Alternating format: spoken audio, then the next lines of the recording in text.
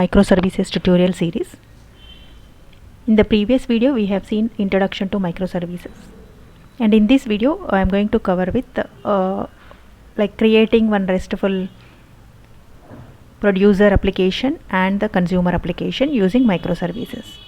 So we will be creating with Spring Boot projects, and when we create a producer and a consumer application, how do they behave, how are we going to consume, we will see. And then we are also going to work with a new feature called Discovery Server. So in the Discovery Server, the same producer consumer application I am going to deploy with, and we will see how the producer consumer is going to collaborate. Let's get started. So Eureka Server is an application that holds the information about all the services which are registered with the registry. And here in this application, like all producers or consumer applications, like microservice what we produce and the client application which are going to consume that microservices, all must be registered to the Discovery Server. So here we are going to make use of the Discovery Server called Eureka Server. The Eureka Server knows all the client applications which are running with, and the details of those instances, and then their port numbers and IP addresses and the status of each instance. So the Eureka Server is also known as a Discovery Server.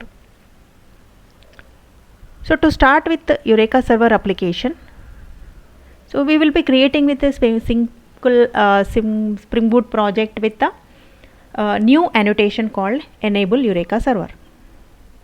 Whenever we add with this Enable Eureka Server, so it is going to make that particular project as a Discovery Server project, and there is no additional coding required to make it as a Discovery Server. We will be adding with Enable Eureka Server, and then we need a new dependency called Spring Cloud Starter Eureka Server. This is a new dependency you need to add in addition to the regular Spring Boot dependencies like Spring Boot Starter Web, Spring Boot Starter Test, and then Maven plugin. Apart from that, you need to add this new dependency. And in application.properties, we will be adding with certain properties called like in which port this Eureka Server is going to run with, and whether this application is going to be a server or whether it is going to be a client for the Eureka Server, we need to provide into this file. Either we can go with application.properties file, or we can also go with application.ml file. So here the server port we will mention, and we need to specify for the Eureka Server application, like register with the Eureka should be false and the fetch registry should be false, because it is going to be a server application. It is not a client which is going to be registered with Eureka. So we don't need to make them as true. It should be false here. This is the configuration needed. That's all we can create with a Spring Boot project, and we can start with a Eureka application. But when we start with the Eureka application, just we can observe here, this is the first screen where the Eureka Server dashboard will be displayed. And here, as we have not created with any producer or a consumer, it means any microservice applications yet, so it will say that no instances available.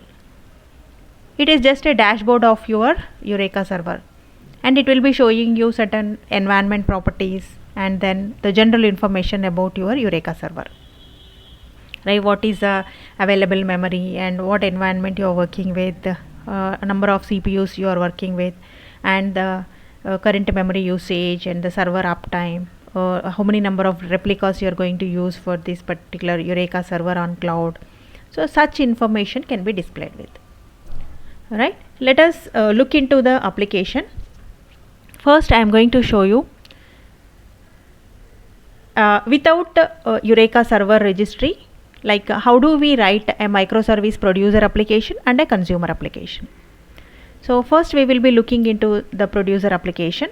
Here I am taking a simple example called employee producer and employee consumer. So in the employee producer application, simply we are creating with a RESTful service and then we would like to produce the employee details. So there is an employee model class we are going to use with. We are making use of static data here. So this is an employee model class, and in which we have certain properties called employee ID, organization, and then designation, salary details. There is a controller which is going to display a sample employee data. And as this is a simple microservice application as a Spring Boot application without any registry here. So we are just creating with the Spring Boot project, and we'll be running it on the port number called 8084. So to test this service, just you can make use of the URL called employee. So 8084, and then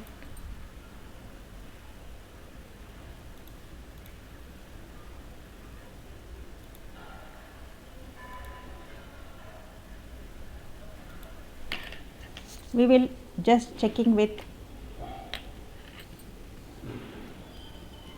the service application, which is a producer application which is going to produce one employee details. So this is without any Eureka registry. It's a simple microservice application with RESTful API. So we are displaying the employee details here. I did not start the application.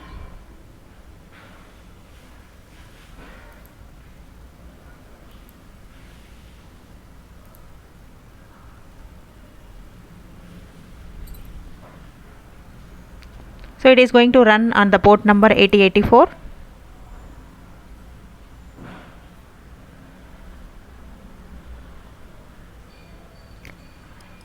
So to access this producer application, we also have called a consumer application. It is another microservice project where it's a simple Spring Boot project without any registry. Remember, here it is without a registry. Simply we are creating a Spring Boot project, and in which we are going to consume that employee REST controller application. This is without a registry. We just pass the URL of the producer application. We make use of REST template to consume it and to get the response body, and we will print it. First, let us check with only the producer application. So as the server is up,